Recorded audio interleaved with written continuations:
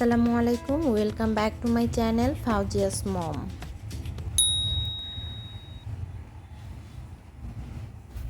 তো আজকে আমি আপনাদের জন্য কি নিয়ে এসেছি অবশ্যই দেখতেই পেরেছেন। আমি আপনাদের জন্য নিয়ে এসেছি ডাল ভর্তা, মসুর ডালের ভর্তা। তার জন্য এখানে আমি 1/4 কাপ মসুর ডাল নিয়েছি। আর এই ডালগুলো সুন্দর করে ভালো করে কচলে কচলে ধুয়ে নেব। আর এই ডাল কিন্তু অতি সামান্য বাঙালির জন্য। ডাল ভাত খুব একটা সামান্য বিষয়। আর এই ডালটা কিন্তু সবার ঘরেই থাকে, এমন কোনো ঘর নেই যে এই ঘরে কিন্তু এই ডালটা রান্না হয় না। কোনো না কোনোভাবে ডালটা কিন্তু রান্না করা হয়। তো এই ডালটা আমি খুব ভালো করে ধুয়ে নিয়েছি। এবারে কিছুক্ষণ আমি ডালটা ভিজিয়ে নেব, এতে করে আমার ডালটা ফুটবে তাড়াতাড়ি। তো ভেজানোর পর আমার এই ডালটা 1 কাপ পরিমাণ হয়েছে। এবার আমি 1 কাপ পানিও দিয়ে দিয়েছি। আমি কড়াই নিয়ে নিয়েছি সেদ্ধ করার জন্য। আর এখানে আমি দিয়ে দিচ্ছি আদা বাটা, সামান্য আদা বাটা, সামান্য রসুন বাটা। এটা আপনারা পরিমাণ মতো বুঝে দিয়ে নেবেন। আমি এগুলো আন্দাজ মতো দিচ্ছি। তো আর এই ডালটা কিন্তু অনেকভাবেই খাওয়া যায়। তো আমরা পাতলা মসুর ডাল রান্না করে থাকি, ডাল বোনা খেয়ে থাকি, ডাল ভর্তা খেয়ে থাকি। তো পাতলা মসুর ডাল পারফেক্টলি খুব তাড়াতাড়িভাবে খুব মজাদার একটা পাতলা মসুর ডাল কীভাবে রান্না করতে হবে তার একটা রেসিপি কিন্তু আমার চ্যানেলে আপলোড দেওয়া আছে, চাইলে দেখে নিতে পারেন। স্বাদ মতো লবণ দিয়ে দিয়েছি আর দিয়ে দিয়েছি আমি হলুদ গুঁড়া। এবারে আমি ভালো করে মিশিয়ে নিয়ে ঢেকে দিয়েছি।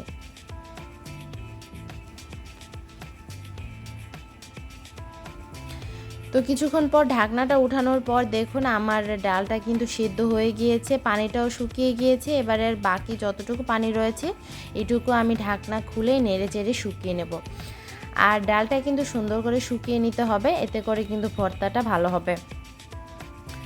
আর ডালে কিন্তু প্রচুর পরিমাণ পুষ্টিগুণ রয়েছে। ডালে অনেক ভিটামিন রয়েছে, আয়রন রয়েছে, জিঙ্ক রয়েছে, ফসফরাস রয়েছে, অনেক অনেক অনেক পুষ্টিগুণ রয়েছে এই ডালে।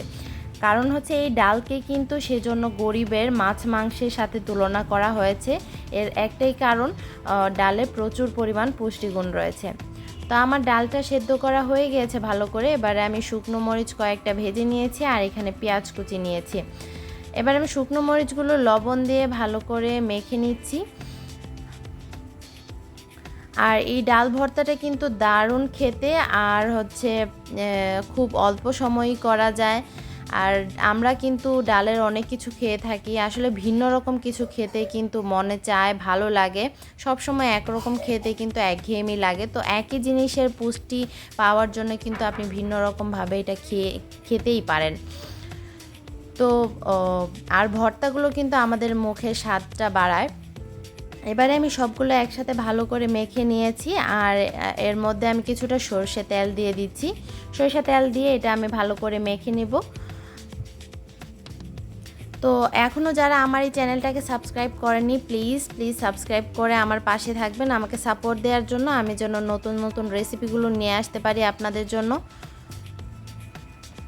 আমার এটা মাখা হয়ে গিয়েছে, এবারে আমি ডালগুলো দিয়ে দিচ্ছি।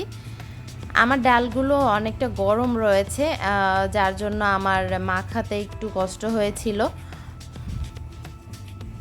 আমি আলতো হাতে আস্তে আস্তে মেখে নিয়েছি। দেখুন আমার ডালটা অনেকটাই গরম ছিল।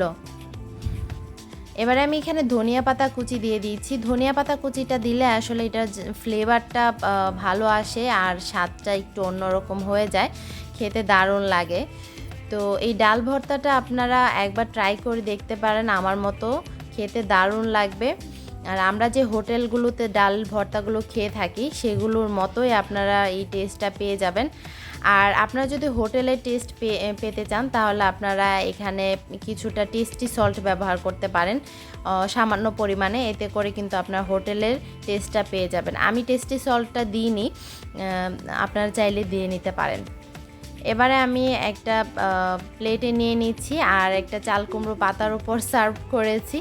উপর থেকে আমি পেঁয়াজ কুচি দিয়ে দিচ্ছি আর লেবু দিয়ে আমি সাজিয়ে নিচ্ছি।